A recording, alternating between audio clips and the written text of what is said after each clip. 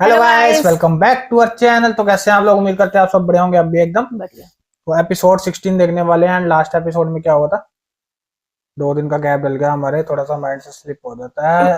राहिम, नहीं, वो राहिम आ गया था जेल से बाहर। तो हाँ, वो अब वो वार्निंग दे रहा है बार बार हाँ, सबको। उसको हमने बेचार डिस्कस किया था कि भाई इसको वार्निंग नहीं देनी चाहिए ना। उसको उसको पता लगा मुझे पोस्ट से भी निकाल दिया है। हाँ, तो देखते हैं आगे क्या होगा। चलिए ज्यादा देर ना करते हुए शुरू शुरू करते करते हैं। हैं। वो उसको डॉक्टर पर लेके आई थी, हेमन को। वो ठीक नहीं है। हाँ, उसकी तबीयत भी इम्प्रूव नहीं हो रही है। बहुत सी चीजें हैं, देखते हैं क्या होगा।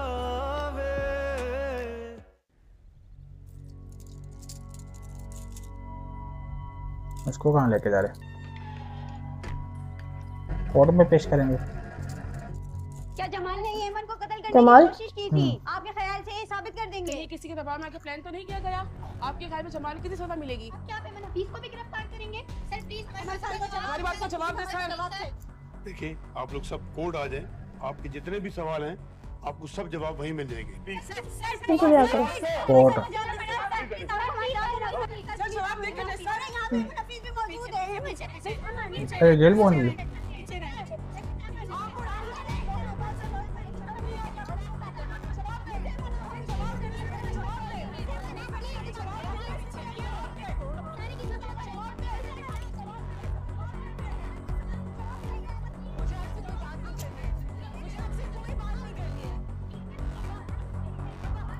ओ, आया क्या करना है यहाँ पे जेल में? कुछ होगा।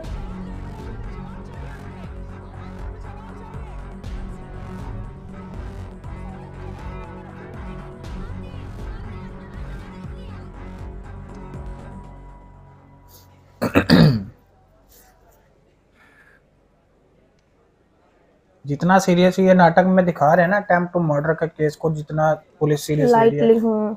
रियल रियल लाइटली सीरियस ले रही है, उतना रियल लाइफ में सीरियस मुझे नहीं लगता भाई इंडिया पाकिस्तान में पुलिस मैं लेती है। सिर्फ ये पूछना चाह रहा था कि पैसों की गेम है सारी। फायजा की तबीयत अब कैसी है? क्योंकि फायजा और शहरोज दोनों में से कोई भी फोन नहीं उठा रहा। फायजा की तबीयत तो आपको पता है, कैंसर की किस स्टेज पर है वो। मैंने आफिया से बोला कि वो चली जाए, लेकिन वो जाना नहीं चाह रही।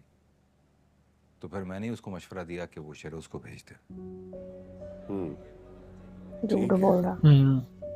हाँ, मैं भी सोच रहा था कि मेरे पास 1-2 केसेस हैं, मैं जरा वो निपटा लूं तो मैं चला जाऊं। वैसे भी फायजा को मेरा ख्याल है कि इस वक्त हमारी जरूरत। आफिया को अगर तुम साथ ले जाना चाहो ना तो बेशक ले जाना। मेरी तरफ से कोई पाबंदी नहीं है। श्योर। कवर कर लिया इसने। ये भी फंसा हुआ दोनों साइड से ना।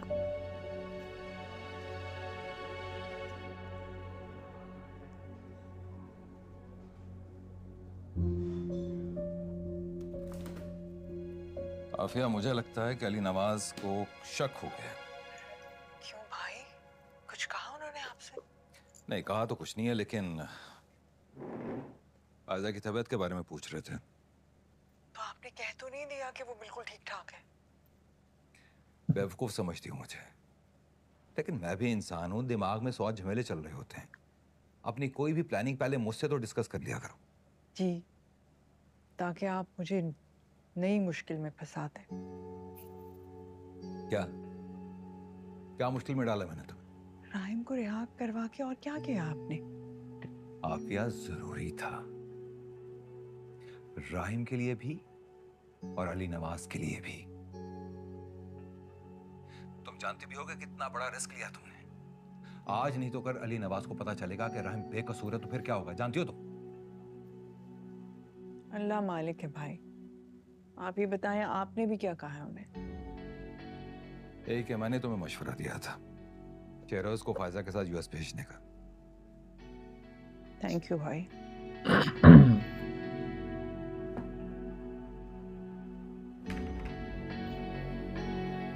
आप मुझे जमाल से क्यों नहीं मिलने दे रहे? आप क्यों मिलना चाहती हैं उसको? जमाल ने अपना एक वाले जुर्म कर लिया है, अदालत में पेशी के लिए उसको भेज दिया है। हो सकता है उसे किसी ने मजबूर किया। ओह, तो आपका कहने का मकसद है कि ये बयान उसने किसी के दबाव में दिए, तो आप क्लियरली बता दें किसने किया। हमारी इन्वेस्टिगेशन में भी आसानी हो जाएगी। ये मेरा काम नहीं है। मेरा काम था आप लोगों को सच बताना, और वो मैं बता चुकी हूँ। ये हरकत जमाल नहीं कर सकता।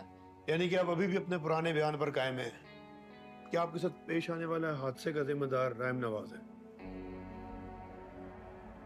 मुझे जो याद था मैंने आप लोगों को बता दिया। एमन के सर पर चोट लगी है, इसीलिए मैं उसे हमेशा मार्जिन देता हूँ, लेकिन आप तो माशाल्लाह ठीक ठाक हैं। आप बताएं कि दुनिया के सामने इतना बड़ा झूठा इल्जाम कौन अपने सर पे लेता है? आदि मुजरिमों का काम है ये, किसी आम इंसान की बस की बात नहीं। जमाल नादम है, इसीलिए उसने एतराफ किया है, लेकिन आपकी बेटी है कि मुसलसल उसे बदनाम करने पर तुली है।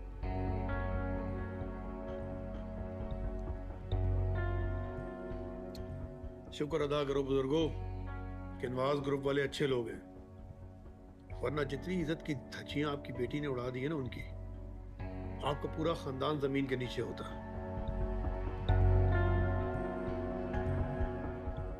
आपकी बेटी मुसलसल राहिम नवाज को फंसाने की कोशिश कर रही है, और ये बात अब ज्यादा देर तक छुपेगी नहीं, क्योंकि अभी 5 मिनट में कोर्ट ट्रायल के लिए जमाल को पेश कर देंगे, और कल तक जो लोग राहिम को जलील करने के लिए उसके घर के सामने मौजूद थे, वो आपके घर के सामने आ जाएंगे।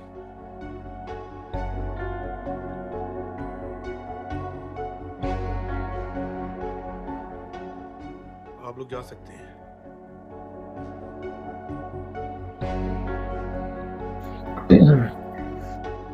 जब उसको ये इतना शोर ही शोर नहीं होके है। कैसे बोल सकते हो? वही नहीं मैं हाँ।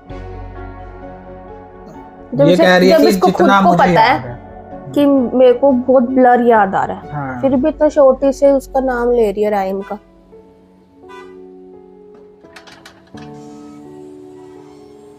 वो भूल गई, ये याद है मेरा नाम एमन है, ये मेरे माँ बाप है, ये याद है उसको।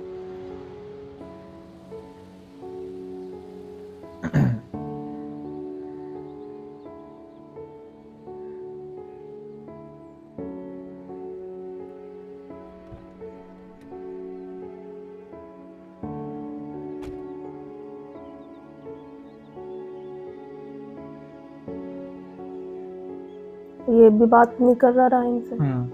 शहरोज, शहरोज, बात सुनो मेरी, फौरन आओ। तुम्हारा बड़ा भाई अपनी सारी हरकतों का इल्जाम तुम पर लगा रहा है, और तुम्हारे बाबा उसकी हर बात का यकीन कर रहे हैं। तुम्हारे एक बाबा और का भी कोई कसूर नहीं है ना? तुम्हारी हरकतें ही ऐसी रही हैं, ना पढ़ाई ना लिखाई ना बिजनेस की तरफ ध्यान, बस आवारा गर्दी। हमेशा तुम्हें डांट के प्यार से हर तरीके से मैंने समझाया, शहरोज बस कर दो, पढ़ाई लिखाई की तरफ तवज्जो दो, बिजनेस में इंटरेस्ट लो। बट नहीं, क्या हुआ आज? तुम्हारी इसी रेपुटेशन की वजह से राहिम हर चीज तुम्हारे अगेंस्ट इस्तेमाल कर रहा है। नहीं, फौरन वापस आओ। फायजा आपा के शौहर हैं उनका ख्याल रखने के लिए, और अगर तो मामू चले जाएंगे ना तुम्हारे,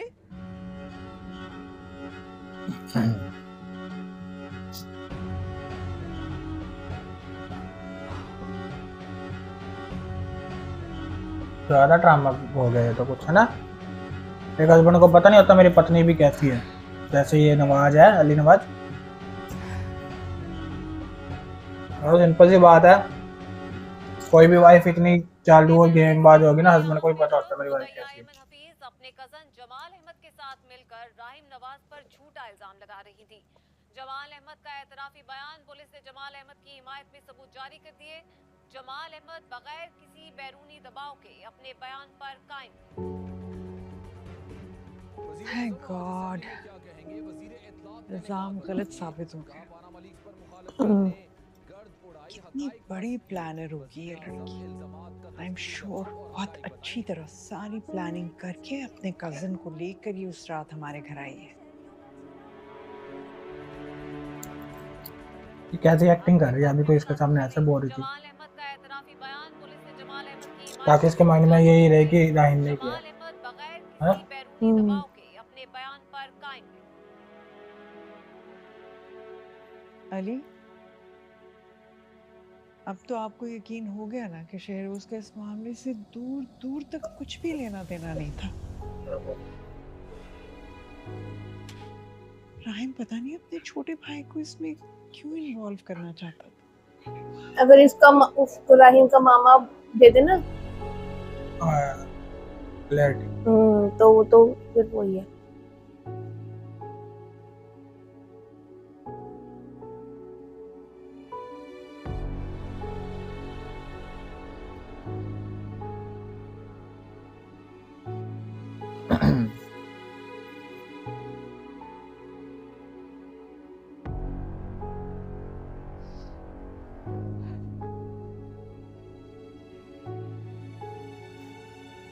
रियल लाइफ में ना, मतलब ये नाटक से हटके ये आफिया ना, जो एमन की वो है, स्टेप सिस्टर है रियल लाइफ में। स्टेप सिस्टर है। अच्छा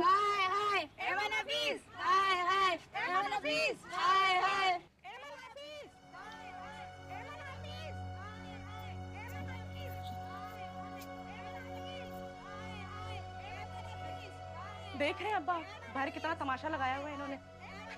अच्छी खासी इज्जत थी मोहल्ले में, सलील होके रह गए हैं।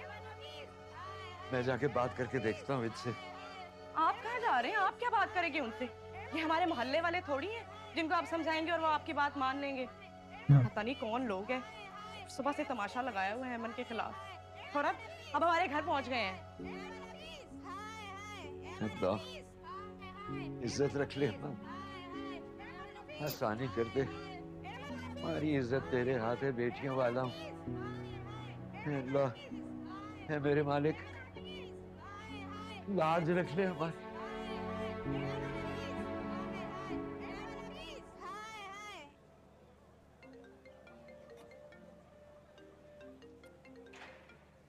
हेलो, अस्सलाम वालेकुम।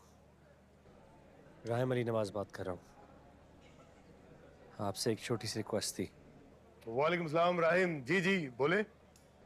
एसएचओ साहब, मैं चाहता हूँ कि एमन हफीज़ के घर के बाहर जो एहतजाज हो रहा है उसे आप हटवा दें। जी जी, ना सिर्फ ये बल्कि मैं चाहता हूँ कि आप उन्हें सिक्योरिटी भी प्रोवाइड करें।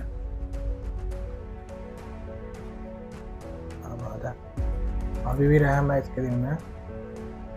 यार, इसको पता है कि एमन को पता नहीं है, या वो उसके दिमाग में चोट लगी है, उसको याद नहीं है कुछ भी।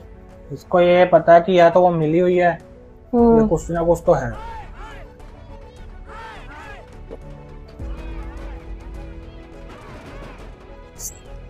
टमाटर पत्थर फेंक रहे हैं।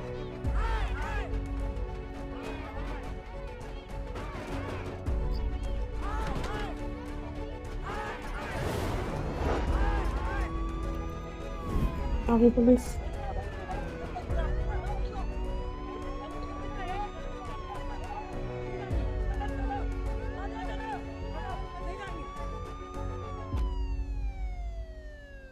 चल भाई।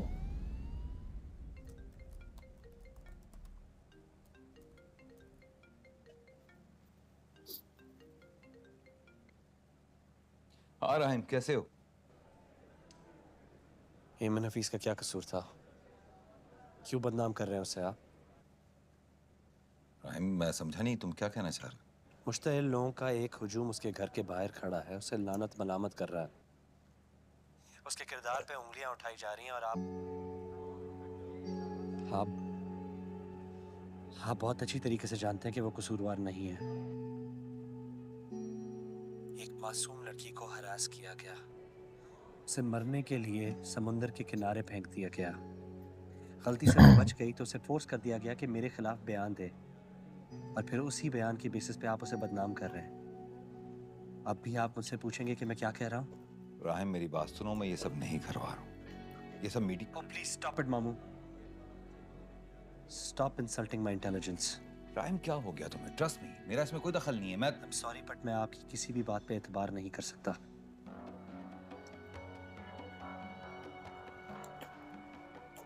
उस मासूम लड़की पे जुल्म करना बंद कर दीजिए। राहिम, रिलैक्स। ठीक है, मैं कुछ करता हूँ, मैं लोगों को वहां से हटाता हूँ। इसकी कोई जरूरत नहीं, मैं ऑलरेडी हटवा चुका हूँ। पुलिस वाले भी बात मान रहे हैं। बड़े लोग हैं ना, वो पहले जेल में उससे बात कर रहा था राहिम साहब। मुझे पता ही नहीं है वो जो हमने किया इसमें। वो तो उसको पता ही है कि शहरोजा पुलिस वाले को तो पता ही है, उसके छोटे भाई ने करा। जुल्फिकार एक एक बात उसके नॉलेज में है। वो राहिम को गिल्टी मानने को तैयार ही नहीं है, और ख़ास कर जब से तुमने उसको बताया है कि जमाल अहमद का बयान एक फेक बयान है, वो मेरी किसी बात को नहीं सुन रही। उसकी तबीयत तो ठीक है ना? कैसी बात कर रहे हो तुम? हाई टेम्परेचर है और कल तो उसको पैनिक अटैक भी आया है।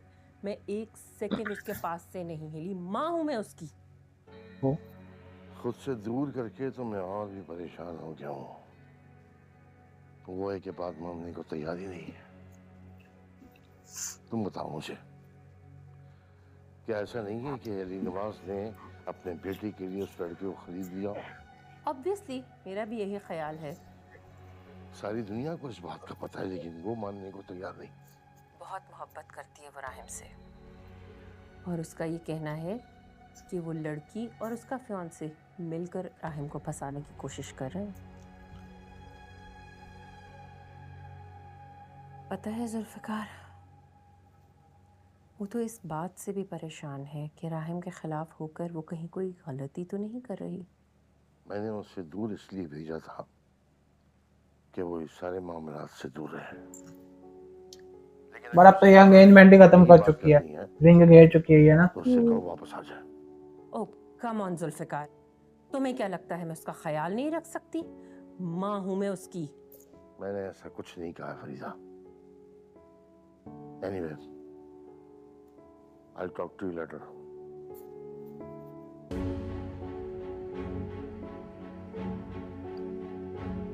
रिंग तो वो गुस्से गुस्से में दे आई।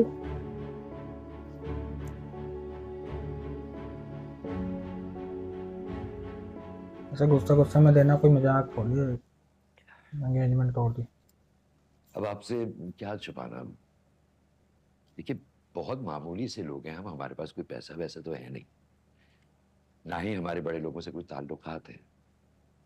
वो तो बस एक बार हमारी वजह से उन लोगों पे तोहमत लग गई।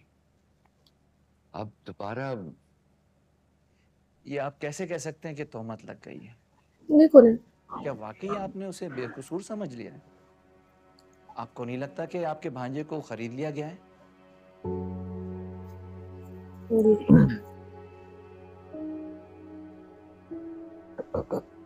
कैसी बातें कर रहे हैं आप?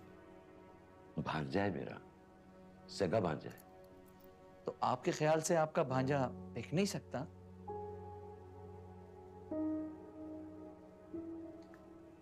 माजरत के साथ, अगर आपको अपने भांजे के बारे में मेरी कोई बात बुरी लगी हो हफीज साहब, लेकिन हकीकत यह है कि दाम हमेशा शरीफ और गरीब लोगों के ही लगाए जाते हैं।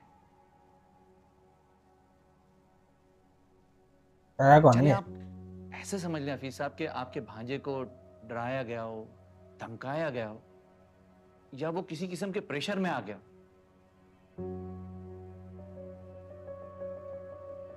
बेवा बहन का इकलौता बेटा है, अपनी बेटी की खातिर दांव पे लगा सकते हैं उसे आप?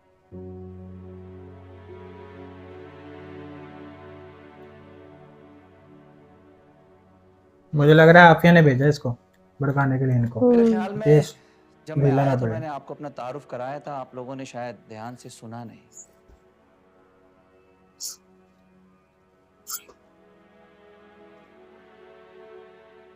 चलें एक दफा फिर अपना तारुफ करा देता हूं।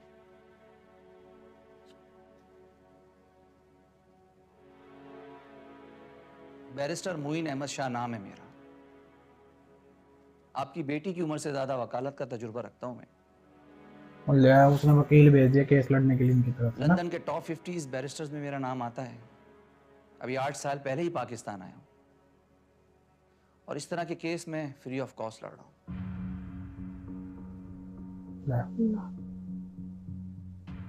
क्योंकि पैसा तो मैंने बहुत कमा लिया, लेकिन अब सिर्फ नेक नामी कमाना चाहता हूं। ये तो पर इसमें तो इसका खुद का नाम खराब होने वाली बात है। किसका? केस को मैंने अच्छी तरह वकील स्टडी का। किया है। इसे पता है ये झूठा केस का है। कर आपके पास आया हूँ। यार वकीलों को ना सिर्फ पैसों से मतलब होता है, वो ये नहीं देखते कि जिसके अगेंस्ट वो केस लड़ रहे हैं वो सही में मुलजिम है या नहीं। हमारे गरीब खाने समझियो, केस झूठा हो सच्चा हो कोई फर्क नहीं पड़ता। पहले मेरी बेटी की, ये लोग झूठ को भी सच साबित कर देते हैं पैसों के लिए। घर घर में नहीं, मेरा तो कुल असासा ही मेरी बीवी बच्चे हैं बस। इसलिए मैं उन लोगों से दोबारा टक्कर ले सकते हैं, ले सकते हैं।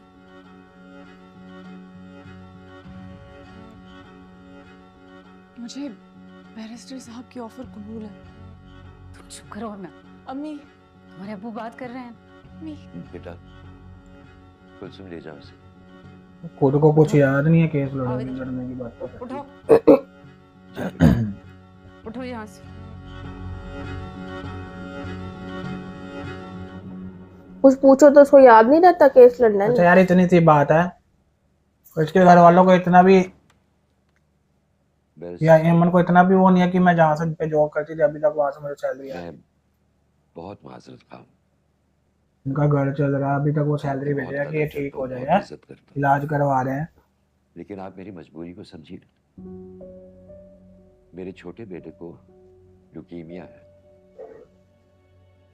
इन हालात में और इस उम्र में मैं कोई नुकसान बर्दाश्त नहीं कर सकता। आप जो कुछ कर रहे हैं मेरे लिए उसकी मैं दिल से कदर करता हूँ, लेकिन चलें जैसे आपकी मर्जी। ये मेरा कार्ड है आपके पास। मेरी ऑफर को जरा सुकून से सोचिएगा जरूर। मैं जब भी इस तरह के हाई प्रोफाइल केसेस लेता हूं तो क्लाइंट की सिक्योरिटी फिर मेरी जिम्मेदारी होती है। मौत तो बरहक है, वो तो घर में सोते हुए भी आ सकती है हफीज साहब। चले मुझे इजाजत दी। चल अरे आप बैठे बैठे, तकलीफ ना करें। ओके, अल्लाह हाफिज।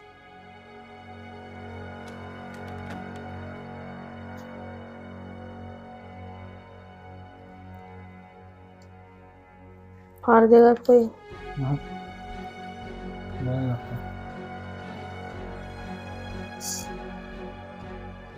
सर फिलहाल तो उनकी फैमिली की तरफ से कोई पॉजिटिव रिस्पांस नहीं मिला है, लेकिन लड़की में स्पार्क है, वो केस करना चाहती है। लेकिन उसके वालिदैन के सर वही सिंपल से इश्यूज हैं, शरीफ हैं, राय ने भेजा लोगों का मुकाबला नहीं कर सकते। अच्छा उसने दिस एंड दैट। मुझे तुमसे ये उम्मीद नहीं थी मोइन।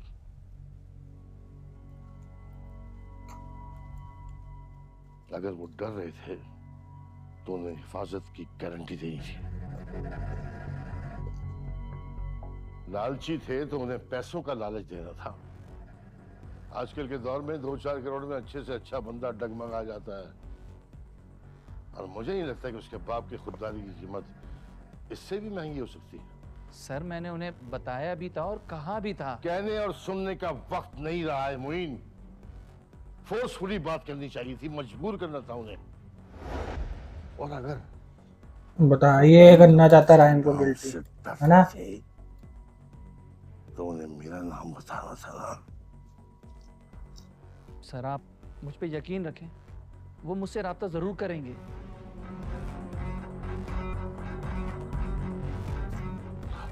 करेंगे।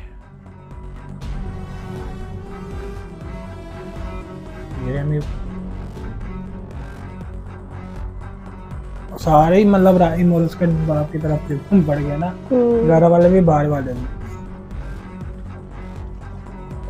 राइम बेचारा कल्ला पड़ गया।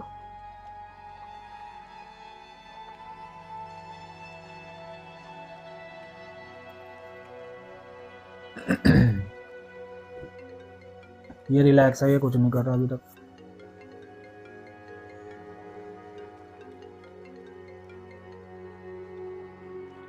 Hello Kashif, any update? Bad news है सर। सीव्यू के इर्द गिर्द हमारी तमाम साइटों पर काम रोक दिया गया है। व्हाट? सीएम के ऑर्डर्स हैं। 3 साल के लिए हमारे तमाम प्रोजेक्ट सील कर दिए हैं। ओके, मेरी कमिश्नर के साथ मीटिंग सेट करवाओ ASAP। Sir I want to tell something. Go ahead. इस सब करने से बेहतर है कि आप मीर जुल्फिकार से बात करें। वही करवा रहा है साहब। तो ये सब कुछ उनका किया धरा है। सर मेरी इंफॉर्मेशन के मुताबिक इन सब के पीछे उन्हीं का हाथ है। ये सब कुछ तुमने मुझे पहले क्यों नहीं बताया? सर मैं आपको हर्ट करना नहीं चाहता था। काशिफ, हर्ट वो लोग होते हैं जिनकी कोई एक्सपेक्टेशंस होती हैं। मेरी अब किसी को लेके कोई एक्सपेक्टेशंस नहीं। एनीवे, कोई अपडेट है तो मुझे बताना। Thank you. सीईओ किसी और को बना दिया है, फिर लगा ही हुआ काम करता रहा ना।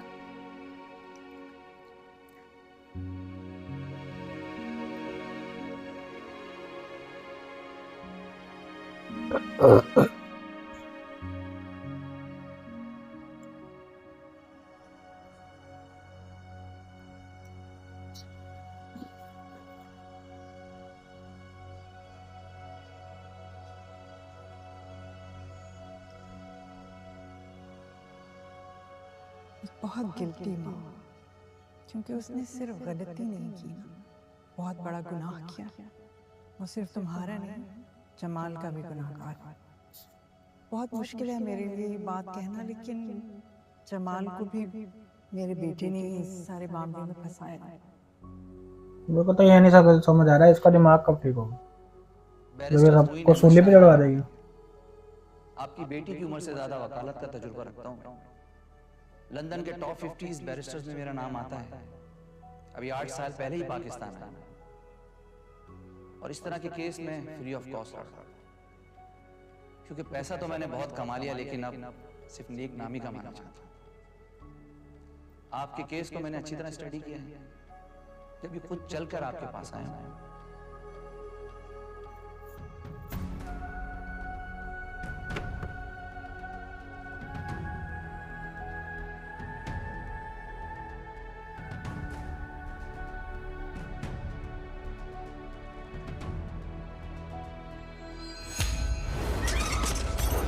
बस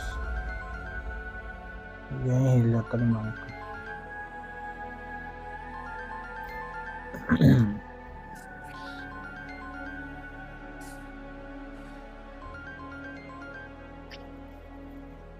उसको ऐसा थप्पड़ दोबारा मारने की जरूरत है, याद आएगा। हेलो, मोइन शाह बात कर रहा हूँ। Sorry for disturbance. नहीं, बोलिए। आपके वालिद साहब ने तो साफ इनकार कर दिया।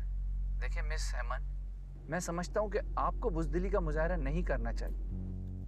माशाल्लाह से आप पढ़ी लिखी हैं, समझदार हैं, खुद मुख्तार हैं।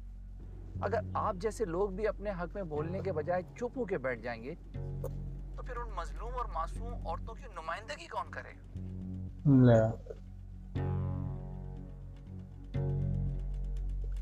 मेरे वालिदैन खौफज़दा हैं। मैं केस लड़ना चाहती हूँ। तो फिर इसके लिए आपको मुझे सारी डिटेल्स बतानी होगी। डिटेल्स?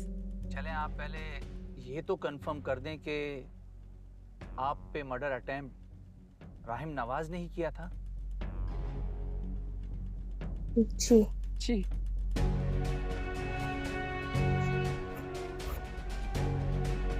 ओके ओके, ठीक।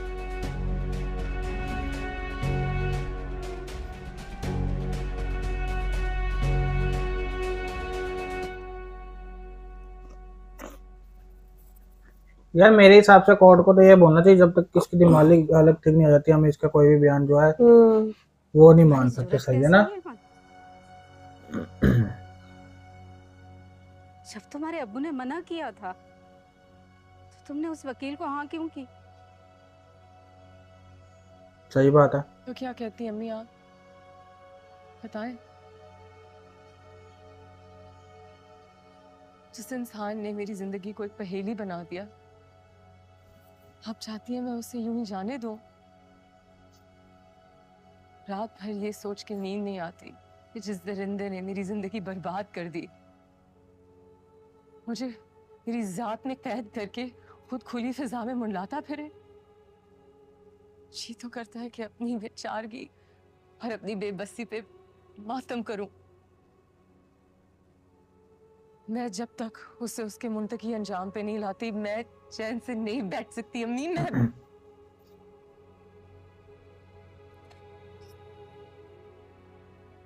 अम्मी आंखें बंद करती हूँ, उसका वैशी चेहरा नजर आता है। आंखें खोलती हूँ ना तो अपने साए से डर लगता है। मैं क्या करूं, कहाँ जाऊं, किसे सुनाऊं अपनी दर्द की दास्तान? अम्मी मैं किधर जाऊं? मैं बस करता है, बस कर दो, अल्लाह का वास्ता है बस कर दो। पुलिस, थाना, कचहरी सब कर लिया ना, दुनिया की नजर में उल्टा तुम बुरी हुई। अगर पुलिस ना आती तो वो लोग अंदर घुसकर हमें मार रहे होते। तुम्हें अपने माजूर बाप, बीमार भाई को देखकर खौफ नहीं आता? इन सबके भले के लिए कह रही हूं मैं, बस कर जाओ, बैठ जाओ आराम से। माँ हो तुम्हारी ऐमन, तुम्हारी जिंदगी चाहती हूँ। तरस का वो बूढ़े माँ बाप पर। चुप करके बैठ जाने से इंसाफ नहीं मिलता अम्मी, इंसाफ के लिए लड़ना पड़ता है। देखा हम भी। नहीं लड़ सकते, ना हमारे पास ताकत है ना पैसा। लेकिन हम फिर भी लड़ेंगे मम्मी। ये वकील कह रहा था कि मुफ्त में लड़ देगा हमारे। बस चुप, फ्री ऑफ कॉस्ट। एक और लफ्ज नहीं।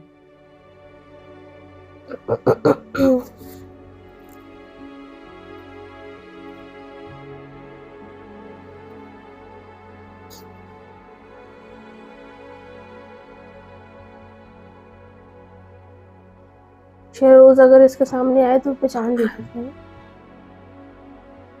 मगर उसको तो भगा ही दिया, घर पे नहीं अभी।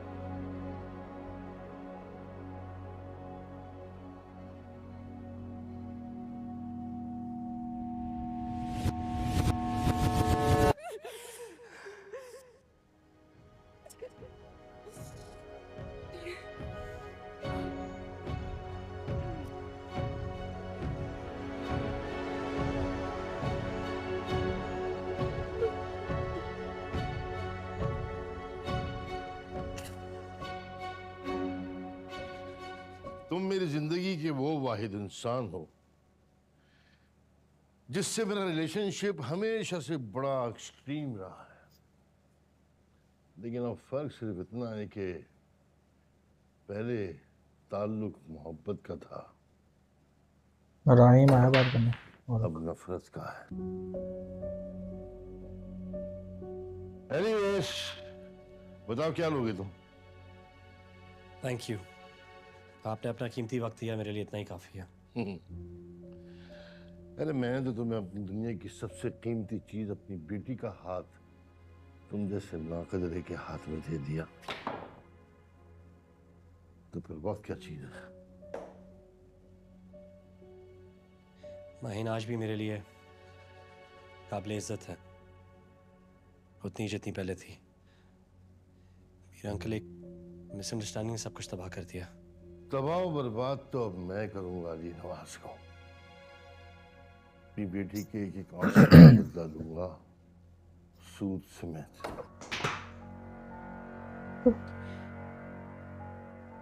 ओपनली चैलेंज कर रहा। में क्या कुछ कर सकते हैं इसका अंदाजा है मुझे, लेकिन मैं अपने बाबा के इश्क में क्या कर बैठूंगा सोच भी नहीं सकते आप। उसने भी धमकी दे दिया था।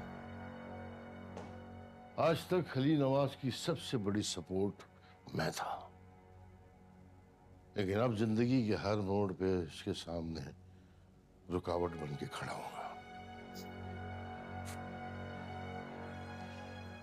अगला आप जानते हैं, बचपन में बाबा ने मुझसे एक बार क्या कहा कि इंसान शौक में जो जानवर चाहे पाल ले, लेकिन कभी गलतफहमी ना पाले, क्योंकि ये वो जंगली जानवर है जिसे आप चाह के भी काबू में नहीं ला सकते।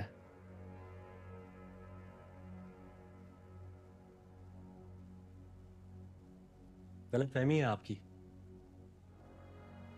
अली नवाज की हमेशा से एक ही सपोर्ट रही है, उनका बेटा राहिम अली नवाज। और मेरे होते हुए उनके रास्ते में रुकावट आए, ये मैं बर्दाश्त भी नहीं करूंगा। तुमने अभी मेरी दोस्ती और वफादारी देखी है, मेरी दुश्मनी नहीं देखी जो तुम्हें बहुत महंगी पड़ सकती है। सस्ते शौक तो मैंने कभी पाले भी नहीं, माहिन को ही देख लीजिए। बस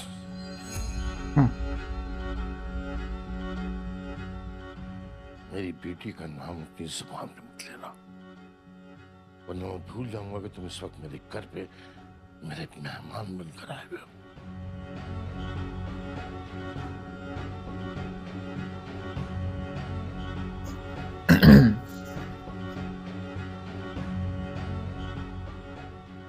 राहिम अली नवाज ने कभी आसानी से दुश्मनी नहीं की, लेकिन आपका वकार और आपका इखलाक देख के सोच रहा हूं दिल खोल के आपकी दुश्मनी कबूल करूं। सही बात है, ये तो रिक्वेस्ट लेके आया था, वही आगे से घमंड दिखा रहा है ना। Congratulations। ये दोनों बात भी कर सकते हैं, वैसे बता सकते बट हैं यार कि मैं बेगुनाह हूँ, ये शहरोज का काम है। वो बोल दे। विश्वास नहीं मानेगा ना। मान ही लिया है तो हम दुश्मनों से हाथ नहीं मिलाते।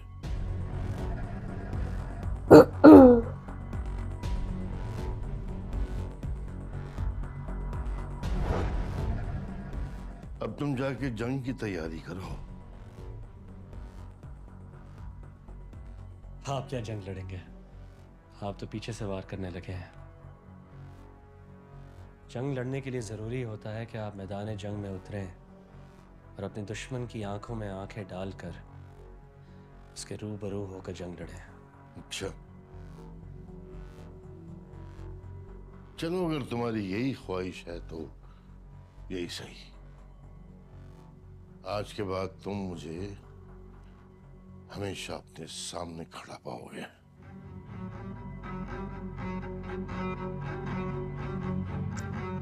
मुझे लास्ट मोमेंट तक ये मान नहीं रहा था ये राहिम ने किया है ना। गेम पलट वो जो है ना थोड़ी लड़ाई वाली होती जा रही है अभी अभी थोड़ा ना।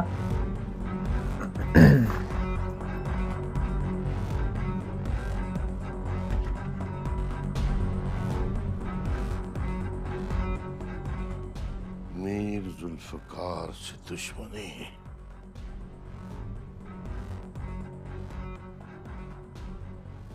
इतनी आसान नहीं है कोई तेरे लिए।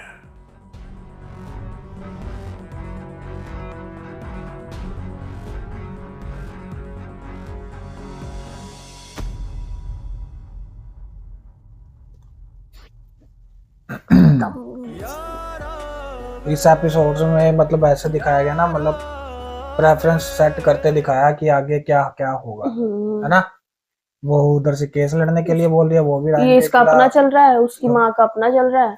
मतलब राइम के लिए और जो है आगे दिक्कतें बढ़ने वाली है, और राइम भी कहीं ना कहीं उन चीजों को एक्सेप्ट कर रहा है। बट अभी तक मुझे, जो मैंने लास्ट एपिसोड में बोला था, राइम कुछ करता दिख नहीं रहा। जब ये कुछ करे, आगे से टक्कर दे, तब थोड़ा सा मतलब कि हमें भी जो है मजा आएगा देखने में कि हाँ भाई राइम भी अब थोड़ा जो है रिप्लाई दे रहा है उसके साथ जो गलत हो रहा है। बाकी देखते हैं ये एपिसोड के नेक्स्ट एपिसोड में, मुझे लग रहा है कि अब लड़ाई जो है खुल के होगी। अच्छा, उसमें वो फुटेज नहीं दिखाई होगी जब वो एमन के पीछे पीछे अंदर गया था? वो तो जब मर्डर के बाद उन्हें शट डाउन किए थे ना। बस वही है, अब थोड़ा सा ड्रामा भी तो क्रिएट कुछ तो फुटेज में मिलना चाहिए यार, मतलब मेरे हिसाब से कुछ हिंट जिसमें शहरोज दिखे या कुछ ऐसा हो। सही बात है, उससे पहले की फुटेज तो थी ना। हाँ, उससे पहले की तो थी। चलो देखते हैं आगे क्या होगा। आप भी जो है लाइक शेयर कमेंट करके फीडबैक देते रहिए। चैनल पे नया है तो चैनल सब्सक्राइब कर लीजिए। फिर मिलते हैं नए एपिसोड में। Take care, bye bye.